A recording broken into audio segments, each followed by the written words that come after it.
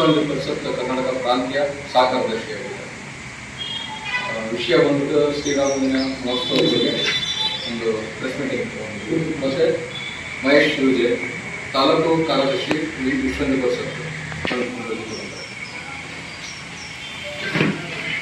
ಸೇರಿ ಪತ್ರಿಕಾ ಬಂಧುಗಳಿಗೆ ವಿಶ್ವ ಹಿಂದೂ ಪರಿಷತ್ನ ಪರವಾಗಿ ನಾನು ಸ್ವಾಗತವನ್ನು ಕೊಡ್ತಾ ಇದ್ದೀನಿ. ವಿಶ್ವ ಹಿಂದೂ ಪರಿಷತ್ ಒಂದು ಅಖಿಲ ಭಾರತೀಯ ಹಿಂದೂ ಸಂಘಟನೆ, ಸಾಮಾಜಿಕ ಧಾರ್ಮಿಕವಾಗಿ ಇಡೀ ದೇಶದಲ್ಲಿ ಇವತ್ತು ವಿಶ್ವ ಹಿಂದೂ ಪರಿಷತ್ ಕೆಲಸ ಮಾಡಿಕೊಂಡು ಬಂದಿರುತ್ತೆ. ಮುಂದಿನ ಏಪ್ರಿಲ್ 6ನೇ ತಾರೀಕು ಇಡೀ ದೇಶದಲ್ಲಿ ರಾಮನವಮಿಯನ್ನು ಬಹಳ ವಿಜೃಂಭಣೆಯಿಂದ ಆಚರಣೆ ಮಾಡ್ತಾರೆ.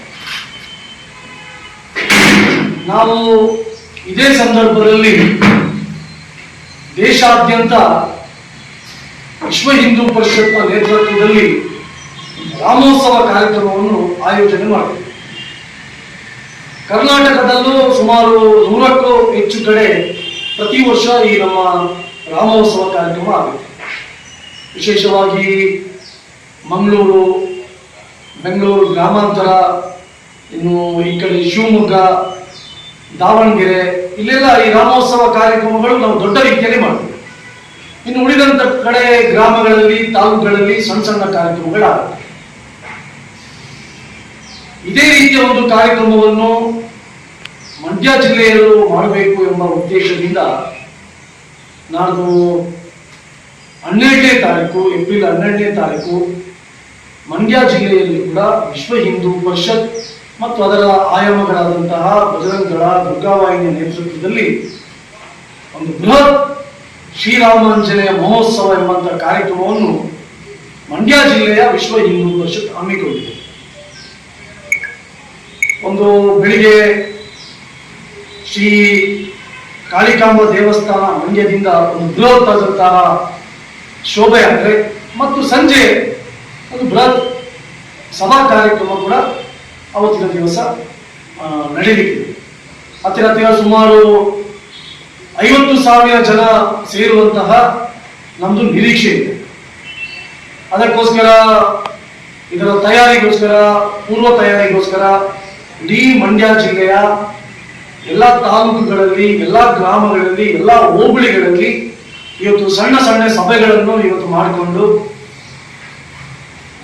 ನೂರಾರು ಸಂಘ ಸಂಸ್ಥೆಗಳು, ಹಿಂದೂ ಸಂಘಟನೆಗಳು, ದೇವಸ್ಥಾನ, ಭಜನಾ ಮಂದಿರ, ಸಾಧು ಸಂತರು, ಅದೇ ರೀತಿ ವ್ಯಾಪಾರಸ್ಥರು, ಹೀಗೆ 10 ಜನರನ್ನು ಸಂಪರ್ಕ ಮಾಡಿಕೊಂಡು ಈ ಕಾರ್ಯಕ್ರಮ ದೃಷ್ಟಿಯಿಂದ ಒಂದು ದೊಡ್ಡ ತಯಾರಿಯನ್ನು ಇವತ್ತು ವಿಶ್ವ ಹಿಂದೂ ಪರಿಷತ್ ಮಾಡಿಕೊಂಡು ಬರ್ತಾ ಇದೆ.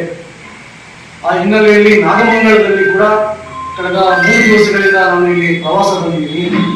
ನಾಗಮಂಗಲದಲ್ಲಿ ಕೂಡ ಎಲ್ಲ ಹೋಬಳಿ ಮಟ್ಟದಲ್ಲಿ ಕೂಡ ಒಂದು ಸಣ್ಣ ಸಣ್ಣ ಸಭೆಗಳನ್ನು, ಮೀಟಿಂಗ್ಗಳನ್ನು ಮಾಡ್ತಾ ಇದ್ದೀವಿ ನಾಡಿನ ಕಾರ್ಯಕ್ರಮಕ್ಕೋಸ್ಕರ. ಸುಮಾರು ನಾಗಮಂಗಲದಿಂದ ಸುಮಾರು 5,000 ಜನ ನಾವು ನಾಡಿನ ಕಾರ್ಯಕ್ರಮಕ್ಕೆ ಬರುವಂತಹ ನಿರೀಕ್ಷೆ ಇದೆ. ಈಗಾಗಲೇ ಅದಕ್ಕೆ ಸಂಬಂಧಪಟ್ಟ ಹಾಗೆ ತಯಾರಿಗಳನ್ನು ನಡೆಸ್ತಾ ಇದ್ದೀವಿ. ಹಾಗಾಗಿ ಒಟ್ಟು ಈ ಕಾರ್ಯಕ್ರಮ ಯಶಸ್ವಿಯಾಗುವ ದೃಷ್ಟಿಯಿಂದ ನಾನು ನಮ್ಮ ಮಾಧ್ಯಮದ ಮುಖಾಂತರ ಇಡೀ ಮಂಡ್ಯ ಜಿಲ್ಲೆಯ ಮತ್ತು ಇಲ್ಲಿ ನಾಗಮಂಗಲ ತಾಲೂಕಿನ ಎಲ್ಲ ಜಿಲ್ಲೆಯ ಹಿಂದೂ ಬಂಧುಗಳಲ್ಲಿ ನಾನು ವಿನಂತಿಯನ್ನು ಮಾಡ್ತಾ ಇದ್ದೀನಿ. ಮಂಡ್ಯದಲ್ಲಿ ಒಂದು ಐತಿಹಾಸಿಕ ಕಾರ್ಯಕ್ರಮ ಇವತ್ತಿದು ರಾಮೋತ್ಸವ ಕಾರ್ಯಕ್ರಮ ಆಗಬೇಕು. ನಮ್ಮ ಉದ್ದೇಶ ಹಿಂದೂಗಳಲ್ಲಿ ಐಕ್ಯತೆ ಮೂಡಬೇಕು, ಹಿಂದೂಗಳಲ್ಲಿ ಜಾಗೃತಿ ಮೂಡಿಸಬೇಕು. ನಮ್ಮ ಧರ್ಮ, ನಮ್ಮ ಸಂಸ್ಕೃತಿ, ನಮ್ಮ ಪರಂಪರೆ, ನಮ್ಮ ಸಂಪ್ರದಾಯಗಳು ಜಗತ್ತಿಗೆ ಮಾರ್ಗದರ್ಶನ ಮಾಡಿದಂಥವು. ಅದು ಇದೇ ರೀತಿ ನಮ್ಮ ಮುಂದಿನ ಪೀಳಿಗೆಯೂ ಕೂಡ ಇದೇ ರೀತಿ ಮುಂದುವರಿಯಬೇಕು. ಅದಕ್ಕೋಸ್ಕರ ಮಂಡ್ಯ ಜಿಲ್ಲೆಯಲ್ಲಿ ಒಂದು ಜಾಗೃತಿಯನ್ನು ಮೂಡಿಸುವ ದೃಷ್ಟಿಯಿಂದ ಈ ಕಾರ್ಯಕ್ರಮವನ್ನು ಹಮ್ಮಿಕೊಂಡಿದ್ದೇವೆ. ಈ ಕಾರ್ಯಕ್ರಮಕ್ಕೆ ನಾನು ಎಲ್ಲರಿಗೆ ಆಹ್ವಾನವನ್ನು ನೀಡ್ತಾ ಇದ್ದೀನಿ. ನಮ್ಮ ಯಾವುದೇ ರಾಜಕೀಯ ಪ್ರೇರಿತ ಕಾರ್ಯಕ್ರಮ ಅಲ್ಲ. ಈ ಕಾರ್ಯಕ್ರಮಕ್ಕೆ ಎಲ್ಲ ರಾಜಕೀಯ ಮುಖಂಡರನ್ನು, ಎಲ್ಲ ರಾಜಕೀಯ ಪಕ್ಷದವರನ್ನು ಕೂಡ ನಾವು ಆಮಂತ್ರಿಸ್ತಾ ಇದ್ದೀವಿ. ಹಾಗಾಗಿ ಸಮಸ್ತ ಬಂಧುಗಳನ್ನು ಸೇರಿಕೊಂಡು ಈ ಕಾರ್ಯಕ್ರಮವನ್ನು ನಾವು ನಾಡಿನ 12ನೇ ತಾರೀಕು ನಾವು ಮಾಡ್ತಾ ಇದ್ದೀವಿ. ಬಂಧುಗಳೇ, ತಮ್ಗೆಲ್ಲರಿಗೂ ಗೊತ್ತಿರ್ಬೋದು, ಕಳೆದ 1-2 ವರ್ಷಗಳಿಂದ ಮಂಡ್ಯ ಜಿಲ್ಲೆಯಲ್ಲಿ ನಿರಂತರವಾಗಿ ಹಿಂದೂ ವಿರೋಧಿ ಚಟುವಟಿಕೆಗಳು ಆಗ್ತಾ ಇದೆ. ಆ ಹಿನ್ನೆಲೆಯಲ್ಲಿ ಕೂಡ ಮುಂದಿನ ದಿವಸಗಳಲ್ಲಿ ಈ ರೀತಿಯ ಘಟನೆಗಳು ಮರುಕಳಿಸಬಾರದು, ಅದಕ್ಕೋಸ್ಕರ ಹಿಂದೂಗಳಲ್ಲಿ ಜಾಗೃತಿ ಮೂಡಿಸಬೇಕೆಂಬ ಉದ್ದೇಶದಿಂದಲೂ ನಮ್ಮ ಈ ಕಾರ್ಯಕ್ರಮ.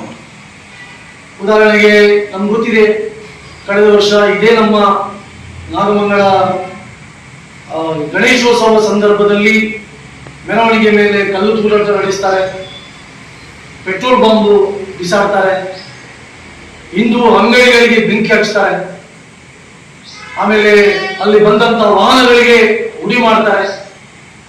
ಈ ರೀತಿಯ ಘಟನೆಗಳು ಕಳೆದ ವರ್ಷ ಗಣೇಶೋತ್ಸವ ಸಂದರ್ಭದಲ್ಲಿ ಆಗಿದೆ. ಇನ್ನು ಎರಡನೇದು, ಕಳೆದ ವರ್ಷ 2024ರಲ್ಲಿ ಅಯೋಧ್ಯೆಯಲ್ಲಿ ರಾಮ ಮಂದಿರದ ಲೋಕಾರ್ಪಣೆ ಸಂದರ್ಭದಲ್ಲಿ ಇದೇ ನಮ್ಮ ಕೆರೆಗೋಡಿನಲ್ಲಿ ಶ್ರೀ ಹನುಮ ಧ್ವಜವನ್ನು ನಾವು ಹಾಕ್ಬೇಕೆಂಬಂತ ಉದ್ದೇಶವನ್ನು ಇಟ್ಕೊಂಡು ನಾವು ಆ ಕಾರ್ಯಕ್ರಮವನ್ನು ಆಯೋಜನೆ ಮಾಡಬೇಕಾದ್ರೆ ಆ ಕಾರ್ಯಕ್ರಮಕ್ಕೆ ತಡೆ ಹಾಕಿದ್ದು, ಅದನ್ನು ನಾವು ವಿರೋಧ ಮಾಡಿದ್ದಕ್ಕೆ ಹಿಂದೂಗಳ ಮೇಲೆ ಕೇಸ್ ಹಾಕಿದ್ದು.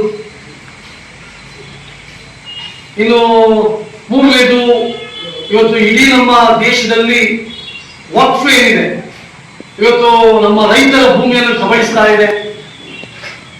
ನೂರಾರು ದೇವಸ್ಥಾನ ಮಂದಿರಗಳ ಭೂಮಿಯನ್ನು ಇವತ್ತು ಒಡೆಗೆ ಹಾಕ್ತಾ ಇದೆ ವಕ್ಫ್.